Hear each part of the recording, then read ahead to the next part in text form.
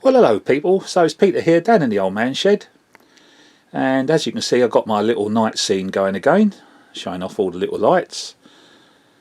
I have put another couple in. So this is possibly about the fourth video where, you know, I said, oh yeah, I've added some more lights. I'll show you them in a second. But one of the little things I did, our little man in the signal box, you know, I put desk and chairs in the other day. Well, let's go and have a look, see what I've done now. Nothing much, but his creature comforts. Here we go. Yeah, so there we are. So he's now got some newspapers to read. He's got his documents, whatever it is. It's probably timetables, whatever. He's got his little briefcase, possibly got his lunch box in there, and Scratch built a little push button telephone, so he's got communications. So that's all that. That looks quite nice now when you see it from outside there. Now, I don't know if you can actually see it through the windows a little bit. There he is standing there, but no, not really. So what else? Got round to put in a light on the shed. You know, I said I would like to do it, but that shed doesn't move. Well, in making a hole at the front, in that front down section, I couldn't move it, but I mean I was putting the wires down the back, because at the back, going down between the seam brake and the engine shed, I can get my hands or fingers just about down there. So I was feeding the wires through to try and bring them to the front so I could then do the wiring. And then as I took my hand away, the back end came up with my hand. So I thought, oh, first of all I thought I'd ruined everything, but it was perfect. It just pivoted on the very front columns there, and I just lifted it up a little bit more and it all came away without doing any harm to the baseboard, scenery or whatever. So I was over the moon about that. So I was able to do my wiring, make sure it's stuck to the inside of the roof so it's not hanging down, going to catch any locos or anything. Couldn't put a light either side. There's a lamp, there's a drain pipe on that side of the column, so it would have meant that the lights would have been off centered, which I don't like. And plus the fact it's quite a thick resin, and there was no easy way of just drilling a hole through and having the wires able to come through it behind, because it just kept on going. You would have just kept on drilling into the resin wall, which quite went, you know, very thick. So did the one in the center column there, and that itself wasn't without problems, because there is wire reinforcement in the resin, just like in real life where they put the wire caging in the concrete. Quite clever. That upright is quite a fragile piece of the actual kit. If you knocked it, you know, you'll snap the resin, so they reinforce it with a bit of wire, and which is great, but not so great when I'm trying to drill a hole in it, because I came up against just the one strand of wire was enough to stop me drill. So I made small holes at first and then started getting bigger and bigger, and then I couldn't get through, so I had to resort to using my modelling files, and I've got a nice little round one, it's very small, and I was able to get in there with that and move the offending wire one out of the way, put the light in, and done all the wiring. The lights that was already in there that are at the back, I've left where they are because I like the effect that it gives. You can see it there just against the loco. So what I've done on this film, I'll splice together a little film I did where the 37's coming out the shed and going back in with the new light, which I'm very pleased about. And you'll see why I like it, because it just gives the look of the shed being, obviously it was an old steam shed, but it's now just being used for somewhere to put a couple of locos, but not much else goes on there. So no need to have it all full of lights and equipment or whatever. It is what it is. So what's next? So my little men's crossings, yeah, my little drivers coming to their engines that I've got here in the front. I've done that walkway, continued it over, stuck another lamppost. That's one of the lights I was talking about. Yeah. Got to be careful with this one, because I'm sure I'm going to catch it. It's not stuck in place, it's upright, this does fit in there nicely, but if ever I sort of like knock it, which is unfortunately is a good chance of doing, it shouldn't break it, I can just put it back. So yeah, so the men, when they're crossing the railways there, they've got enough light there now, and if that wasn't enough, as it comes along the little path at the front there, oh, it's getting bright, isn't it? Whoa, there we go. Yes, so the little hut where they sit and wait and whatever, that's got lights on, so that gives the light, more light to the path for their safety, little darlings, and of course a light to show the going up onto the elevated walkway, and then of course 2 lights on the walkway itself. Oh gosh, so there we are. So that's what I've been doing, but I think, yeah, I reckon I am there now. Now, you know, there's the general look. I'm quite happy. If ever the yard lamps, you know, they're making do for now. If ever I get hold of the proper one, the brass jobs, which are just square with lights on the end, then I might still do it. Someone suggested, oh, you know, you could still do it on those, but they are so flimsy to work with, being that they're only laser cut card. You know, don't want to work with them too much, because all you've got to do is, you know, it bends so easily, and then, you know, you're damaging the thing. So they'd have to stay like that, but there we are. Right, so what I'm going to do, well, before I have some trains running, I'll talk to you about the Hunt couplings, because I want to show you something. Let's have a look. Right, okay, so these are the new Hornby Mark II carriages that I got the other week. They've been fitted, took the tension lock couplers off, and they're fitted with close coupled Hunt couplings. All right, now I've been using them for quite a long while now, so I'm still on the standard Hunt couplings where it's magnetic, pole Pacific. With their new range of the elite couplings now, it doesn't matter which way which magnet goes onto what now, so they still couple up. But this is the old traditional one. Not that it makes any difference. So there she are. So there's the gap. You're not going to get any better than that. That's pulling it apart, and that's if it's pushing. All right, I'm not going to put a loco on it. I'm trying to do it for the camera. So I'm pushing that, and if that was just behind the loco being pushed, it wouldn't go any nearer than that. Likewise, if it's getting pulled, it won't come apart any more than that. If I physically get hold of them and put them apart, if you look at the bogie to the carriage, you'll see there's movement. Alright, so that's not the Hunt couplings that's giving trouble there. That is the fact that the way that the bogie is attached to the carriage is just so much play in it. That's what you get. Look at that. But that doesn't matter, because that doesn't happen when it's going along. Alright, now she's running on a 3rd radius curve, and then I'll show you on the second one. So without doing anything, I'm just going to pull this round so you see it separating, and now I'm going to take the camera so you can see, he says, trying to get it off, trying to keep the camera steady. There we are, that's how she's looking. So you see it's not touching anything. Alright, so she's not getting any buffer lock or anything like that. It's going around a 3rd radius. Again, 2nd or 3rd, pulling or pushing doesn't make any difference. So that's with the close couplings. So now I'm going to put it on the 2nd radius curve. Be back. Okay, so now she's on the inner loop, which has the 2nd radius curves. Obviously, again, down the straight, no problem. But now when you goes round the curve, the 2nd radius, I think you can see that there may be the inside buffer could well be touching. But that's all it is doing. It's just kissing. It's not locking at all. And it goes round the 2nd radius curves. I would like to zoom out, sorry. What I'm saying, so there we are. So look, not doing anything, just pushing and pulling. 2nd radius curves. When she comes down onto the straight, no problem. And just to do an even other test, because you're saying, yeah, that's all right, but you got points, Peter. So let's do the 3rd test. Okay, so you're looking at your standard Hornby set track points. All right, and they always equate that this area here where it comes across is the 2nd radius curve. Okay, so where the point comes over the other. So this is your bog standard Hornby set track point.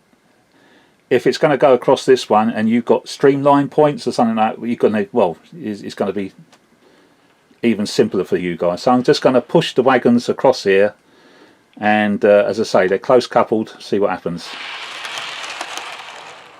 You see that? Yes, there's a lot of tortuous movements going on between one wagon and another one, but well, there you go. Is there any buffer lock? Is there any snagging? No. and that's pushing. If I push it now, so there should, in theory, there should be no gap, and if I pull it, but you see it doesn't open up. There is a little bit of play, as I told you, with a little bit of movement of the carriages, but when it's actually left to its own devices, that gap stays like that. There is when you buy these carriages, there's a little knuckle joint accessory that if you want to stick in place, you can do. I didn't. I did it first, and then I found out that is where it did snag. All right, so if you got those, it might interfere. But as it is, I've took them off. There was a little bit of detail, only a little knuckle joint. I'm pushing, all right, I'm not even pulling them. All right, so that's going across your standard points. So if it can do that at that sort of speed I'm doing it, which I never do run. I mean, I see some guys' layouts, they have, you know, ridiculous speeds going across. You know, you might all over your HSTs, but and unfortunately I can't show you anything to do with the HST. I've got Mark II and Mark I carriages. I don't have any HSTs, so I'm sorry about that. Right, that's the carriage. This is the network, direct rail services carriages, which are new, and of course you may have seen on my previous videos I've got the network rail yellow ones, which again are Mark II carriages, and I've got a couple of Mark I in network rail, which again I'll have a little look and see what couplings I've got so I can show you. So let's have a look. Okay, so these I believe are Mark I in the network rail, and interesting, I did actually stick the little accessory, the little knuckle joint that comes with the kit, or with the carriage, as an accessory, but it doesn't interfere on this one, which is interesting. Fitted again with the Hunt close couplings. Okay, so not standard, not, you know, not mixing and matching. Both this side and this side is fitted with a close coupling, but the amount of play on the bogies with this set is even worse than the other ones. I mean, you can see how much the carriage is actually moving on top of the bogie, and I can do the same on the other one. So together, so but what's happening there is actually touching on the knuckle. All right, so it's the knuckle that's actually doing its job. That if it was pushing, it'd be pushing on the knuckle, which is great. Doesn't cause any aggro. But now let's have a look as it goes around a second radius curve. All right, the tightest curve that you guys should ever have. You know, we're not talking first radius. That really is a tiny curve. Let's have a look. Right, this one won't push because of the pickups for the end of train lamp. It doesn't make it roll too easy. But there we are. Now again, you've possibly got the inside buffer is touching. It's not locking. It's touching. Little kiss. No problem whatsoever. No problem whatsoever. All right, because you know, at the end of the day, if you're not pushing and you're pulling, there'll always be a tiny little gap, and it's not down to the Hunt couplings. That's down to the play that's in the bogie where it attaches into the carriage. Let's have a look, see what it's like going over the points. Right, let's have a look. So I'm going to push them across the points. No problem. Pulling it. No problem. It doesn't roll as far, this one, because of the pickups. Let's try and give it a good push. Yeah, it does die. But look, you see, I don't know if your camera's picking it right up in the middle there. No problem whatsoever. And that is, well, say, standard points. So if you've got anything bigger, you know, where you're rated, what they call streamline points, aren't they? You know, so that means it's even gentler. I mean, these are as severe as you get, with them still able to work. Can't show you anything about curve points because I don't have any. All right, this is just a straightforward Hornby set track layout with second and third radius curves and standard points, and that is using Hunt close couples. All right, look at that, fantastic. So again, when she's on the straight, she shuts up nice and tight, or as tight as you can get. All right, there's the gap. And I think compared to when you've got the tension lock couplers on there, bearing in mind that, yeah, okay, you might have a close cup if it's pushing, but you know what they're like when they open up. When you pull, you know, you get a huge gap then, but not in this case, because the Hunt couplings They're brilliant, they don't move. So that's all my coaches, alright, Mark 1 coaches there, network rail. I've shown you the direct rail services, the Mark 2s I believe they are. Don't ask me too much about carriages, I know nothing about them, but well, I've got, you know, that's the other one I was telling you about, which again I still think is, no, yeah, Mark 2s, you know, these are the other ones, yeah, so they're still the same, you know. That one was slightly different, but again, they're fitted with close couples. There we are. Because they're nem pockets, they're fitted with close couplers, okay? And they work a treat. Right, let's look at a wagon. Right, if you've got a rake of these, the Dapol China Clay wagons, just get yourself ultra close couplings, alright? So that's the smallest ones that Hunts do. And look at the gap on the buffers. Now this is coming round the second radius, and they don't touch. They're nowhere near touching. Alright, so that's on the second radius. You're not going to get smaller than that. So I'm not going to faff around too much with this thing, because literally, end of story, ultra close size couplings, and you'd have no issues. What makes me bulk is the idea is that I didn't really look when I first got these from Dapol when they was fitted with the standard tension lock couplings. The fact that they're fitted with the closest of the closest of couplings that it can be, and yet you still end up with that gap. With the tension lock couplings, the gap was huge, absolutely huge. Can't believe it, because now, even now, you still got that gap. And that's, it could go a little bit smaller and it still get round the second radius, but you know, forget it.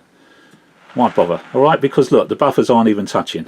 Alright, so there's no problem with those. So I'm not going to put them across the points because they run sweetly. Alright, right, the good old Dapol Freightliners, you know, if people got these, they know that, you know, they're very, very heavy. Fitted with Hunt close coupled, not ultra close, close coupled. The gap on the straight is there, alright, but I'm going to put the camera back because as she goes round the second radius it literally closes down to nothing, and the inner buffer is kissing. Alright, bearing in mind I'm pushing. There we go. So that's pulling, that's pushing. No problem whatsoever, because you're not getting buffer lock. It's literally as close as it can be. This is on the second radius. If I put it on the third radius, there'll be a slight gap. Alright, so it's not going to get any worse than that. So the fact that it can actually get round at the curve without buffer lock means you're going to be no trouble.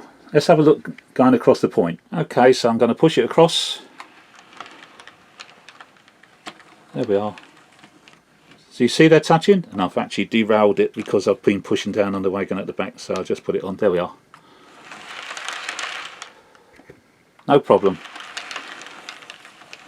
You think to yourself, oh, that's gonna lock. No, it doesn't. You see, what it does, it just kisses the buffer. Doesn't actually do anything. And the same when it's pushing or pulling. Doesn't cause any trouble whatsoever. Now I'm going to move the load. There we are, because it's a resin insert. Lovely little job, so I can still have it. There you are. Alright, so that's how she would perform going across the points.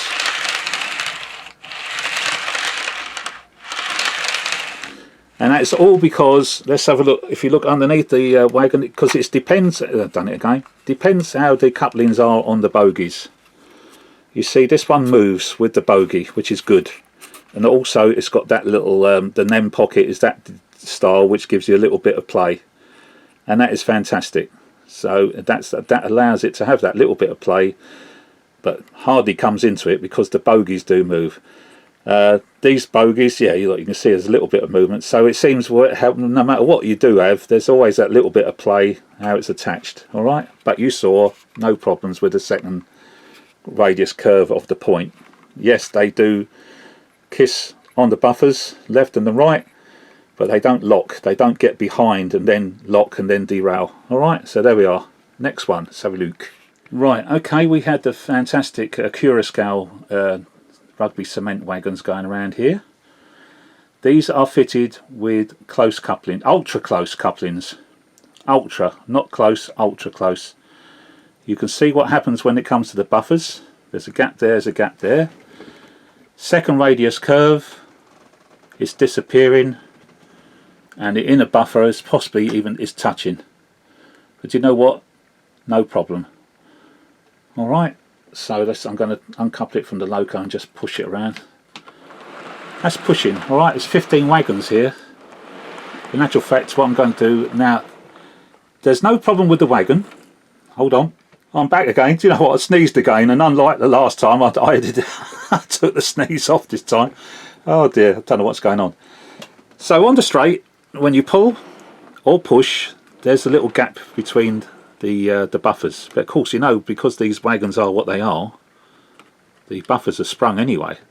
So if there was, if there was touching the buffers, it'll act, no problem at all. It'll just give. But they don't lock again. They go all the way round. All right. So second radius curve. So the fact that they're actually touching on the second, they don't touch when you come onto the third. All right. But I'm not going to keep showing you everything on the third because this is what you want to know. If I can get these to run with these couplings on my layout, you're going to be able to put them on yours if your curves are even better or the same. All right, because it's just Hornby set track and the Hornby points, nothing more fancy than that. All right, it's a toy train set at the end of the day. Now the problem is, I'm going to run it, is not so much the wagons when you put all these couplings on, it's what's pulling them. And Hornby, the class 60, which you don't often see on the inside run on my train because it's a large loco, and I normally reserve the large locos to run on the outside curve. The inside one I normally have for the smaller engines, the class 33s, the class 37s, class 67 and the 68s, because they're not as big as these big boys. So she overhangs the second radius curve quite a lot. You know, the bogies stick out quite a lot as they go round the second radius curves, which there's nothing else I can do about it, but I don't like looking at that, so I normally keep this beast on this line over here. But for this demonstration, we've got it on there because yes, the couplings on these particular locos, it's these horrible bloody things whereby it pulls out, it goes to the left or the right. It's on a spring, so when it's got a bit of weight with a lot of wagons behind, it pulls it as it goes round the curve. It pulls it to the left or it pulls it to the right. Well, that's all well and good, but what happens is when it goes back on the straight, it fails to go back to the centre. It's still hanging left or it's still hanging right. And if your wagon is ultra light, well, guess what? The thing pulls it off the track. All right, and it doesn't happen with my Bachmann class 66s or 37s because the coupling moves with the bogie. There is no movement with the couplings on the Bachmann locos, even class 70, yeah, class 70 and class 66 and class 37s. All right, Hatton's employs that little device where it can swing left or swings right. So this one is great at pulling, but I don't like pushing because the coupling will sort of try and, it gets pushed up into its side itself, and that reduces the gap a little bit, and then you might have buffer lock. All right, so that is the problem. Pulling, no problem. It's pushing you've got to remember. So in a minute I'll be showing you with a Bachmann and a rake of my network rail ballast wagons. I'm going to run them forward as well as reverse. I'm going to try running it in reverse on this one because I think that coupling, I've worked on it, done a little bit of filing or one thing or another to try and make it as smooth as possible. So therefore she can push, but not fast. Take it easy, okay? So let's have a look. I'm going to couple it up. I'm going to get them running. Hold on. Okay, we've got it running quite slowly, so I can keep up with it with the camera, hand holding the camera. Now you'll see right now how that coupling has come over to the side, but as she goes down the straight, she does find a centre. Well, that's brilliant. That's what it's supposed to do. But sometimes that doesn't happen, and that is the problem on the Hornbys, the 67s, that 60, and the Dapol 68. When she comes round again, we'll look at the buffers, and you will see that on the second radius curve the buffers are actually, they are touching, but it's not causing any issues because they're not going anywhere. There's no movement because of the magnets, there's no movement on the actual wagon. Look at that, there we are. And then as she comes into the straight, there we are, she opens up. Follow it along if I can, and then as she goes round the bend, she... Alright. Brilliant. 15 wagons there, yeah? All fitted with ultra close coupled hunt couplings. Now I'm going to try and see if the loco behaves itself. It's not the wagons that doesn't behave, it's the loco. It's that coupling on the end of the loco. Let's see, I'm going to just literally switch it into reverse. He says. So back we go. So far so good. I'm not going to follow it around from here. We're just going to watch it go. And I haven't stopped the film. Here comes the wagons. Fantastic wagons. And what you do on these aqua scales is you literally take off the coupler if you're going to take out this tension lock. There we are. Now you see, if there's going to be any problem there, it would be where the loco's coupler, if it collapsed in on itself, it would close the gap between that and the wagon, and then you might get the buffer lock. But I've been working away on those on that one. Let's have a look to see what happens when she comes round.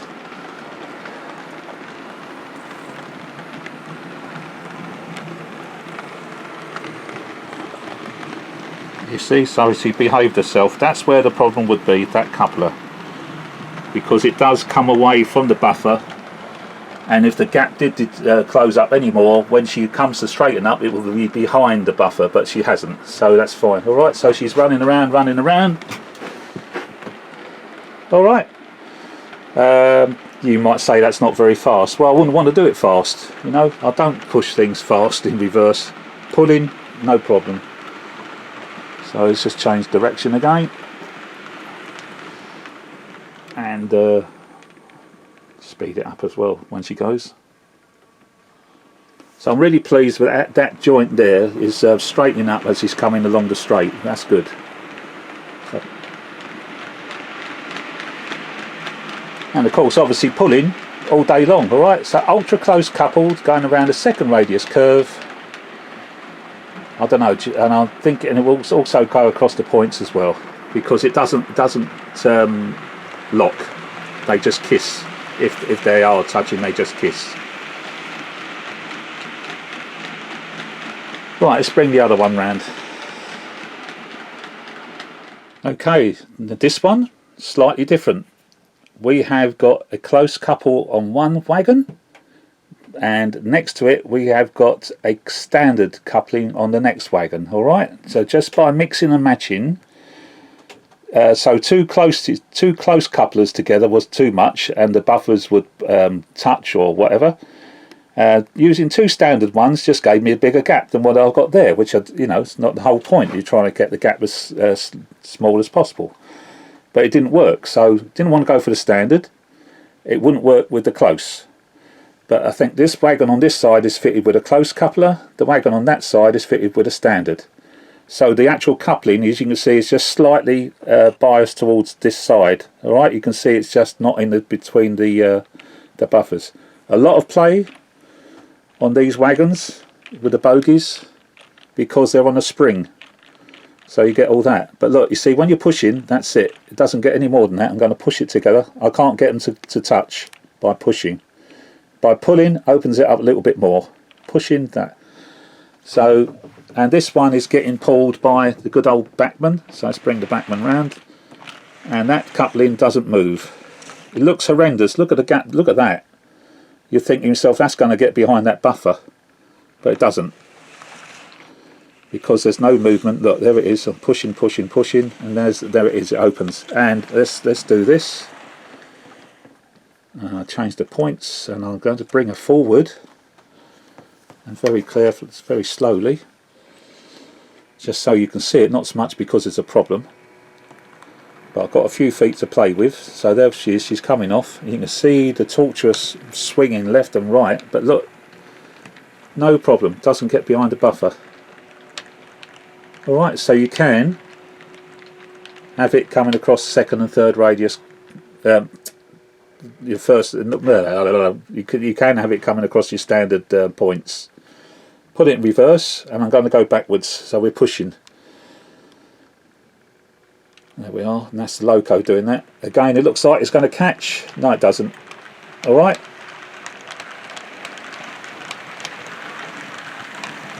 So we're going backwards now with this one.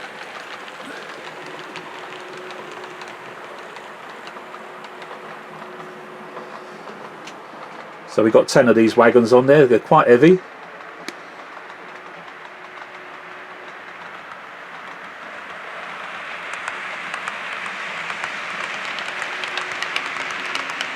There it is, doesn't get any better than that on the front. You know, that's pushing, okay, so the gap return, you know, goes down to that. It's going around at 15 speed steps out of 28. Nice clickety clack, but it's going backwards. But who wants them going backwards? You don't. So there's the gap as she comes down the straight when she's been getting pushed with these wagons. Now I'm going to change direction. Let it do it itself. Change direction. And this is I can do this more confidently with the Bachmann locos because the way the coupler is fixed to the bogie, there's no movement. There she comes. She'll be coming back.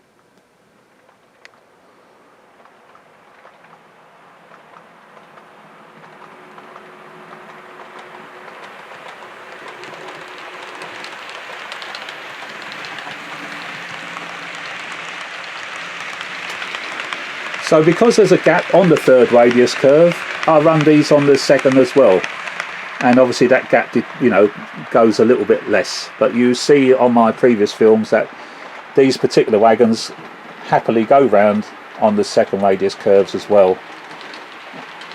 And that is now, so on those particular wagons, as I said, one side is fitted with a standard coupling, on the other side is fitted with a close coupling, and that's what you need to do if you're going to go for magnetic couplings. Don't just go with one size and put up with big gaps.